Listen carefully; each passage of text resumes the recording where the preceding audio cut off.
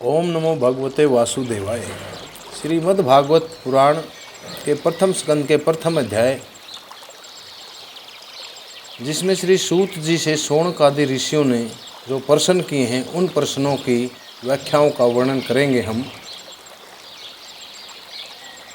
88,000 ऋषियों के प्रश्न श्री सूत जी से इस अध्याय के अंदर वर्णित किए गए हैं।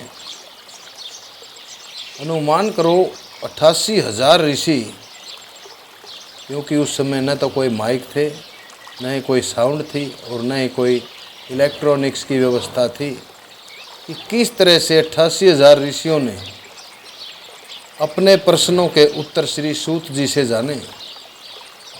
वो मुख्य प्रश्न थे जो उस समय के ऋषियों ने श्री सूत जी से पूछा कि मानव जगत का कल्याण कैसे हो।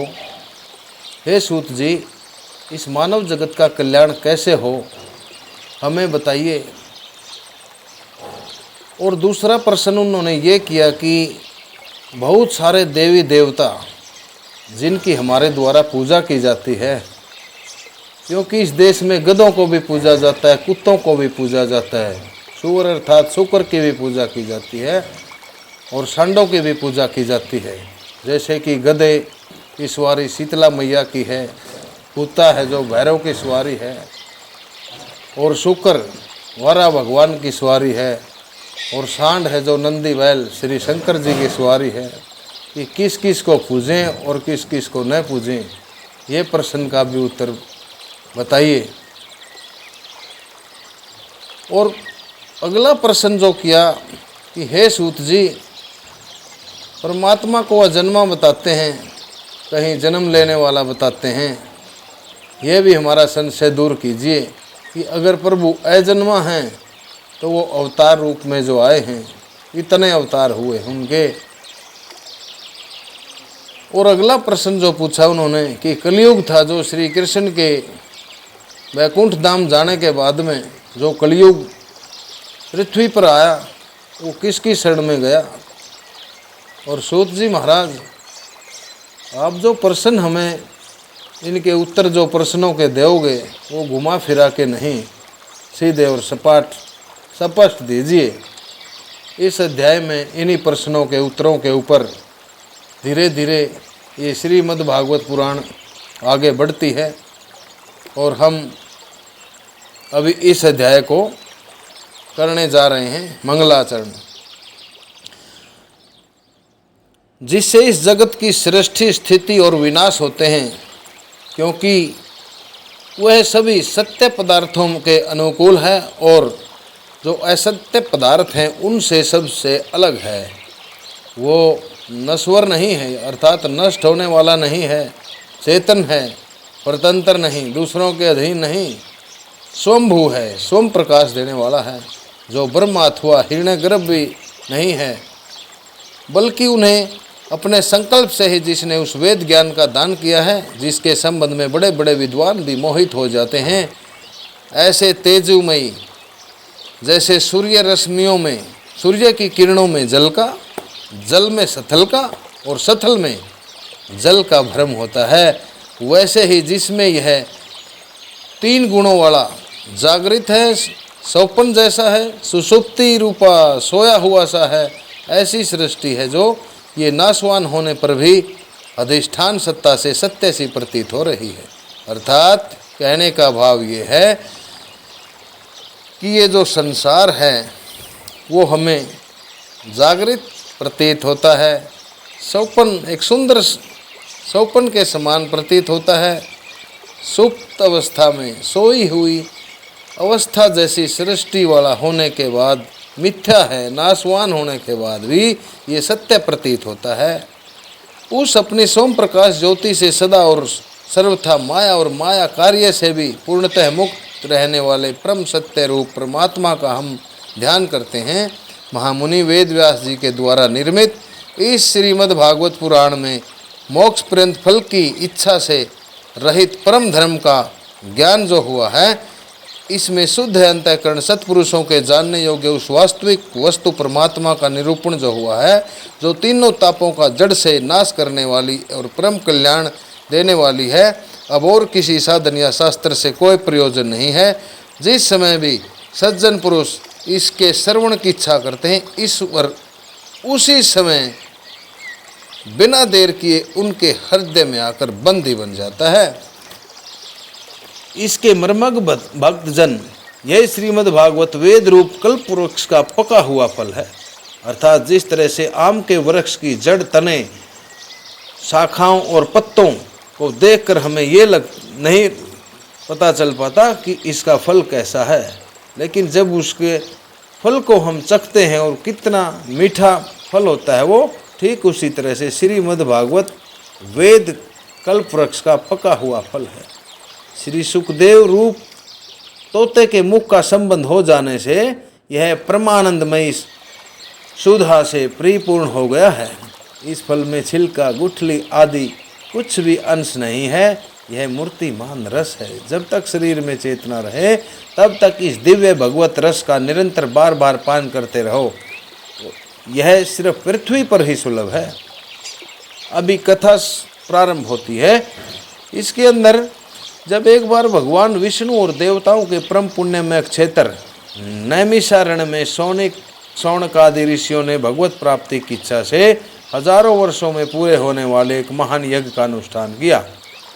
अर्थात भगवान विष्णु और देवताओं के परम पुण्यमय क्षेत्र नैमिषारण्य भारत के दक्षिण दिशा में एक स्थान का नाम है, जिसके अंदर नीम के पेड़ों की बड़ी अधिकता है। ये एक वन क्षेत्र है। और दूसरी इसमें किदवंती ये है कि वहाँ पर जब चक्कर है, जो भगवान नारायण का जो चक्कर वहाँ पे गिरा था, तो चक्कर नुमा मतलब वहाँ पे ज़मीन के अंदर एक आकृति सी बन गई है। वहीं पर यह क्षेत्र है। यहाँ पर ऋषियों ने भगवत प्राप्ति, भगवान की प्राप्ति की इच्छा से हजारों वर्षों में पूरे होने वाले एक महान यज्ञ का अनुष्ठान किया। एक दिन उन लोगों ने सुबह अग्निहोत्र आदि नित्य कर्मों से निवृत्त होकर सूर्य जी का पूजन किया और उन्हें ऊंचे आसन पर बैठाकर बड़े आदर से ये प्रसन्न करने लगे। ऋषियों ने कहा, सूत जी, आप निष्पाप हैं। आपने समस्त इतिहास, पुराण और धर्म शास्त्रों का अध्ययन किया है तथा उनकी भली भांति व्याख्या भी की है। वेद वेताओं में श्रेष्ठ भगवान बादरायण ने भगवान के सगुण निर्गुण रूप को जानने वाले दूसरे मुनियों ने भी जो कुछ जाना है, उन्हें जिन विषयों का ज्ञान है, वह सब आप वास्तविक रूप में जानते हैं। आपका हृदय बड़ा ही सरल और शुद्ध है।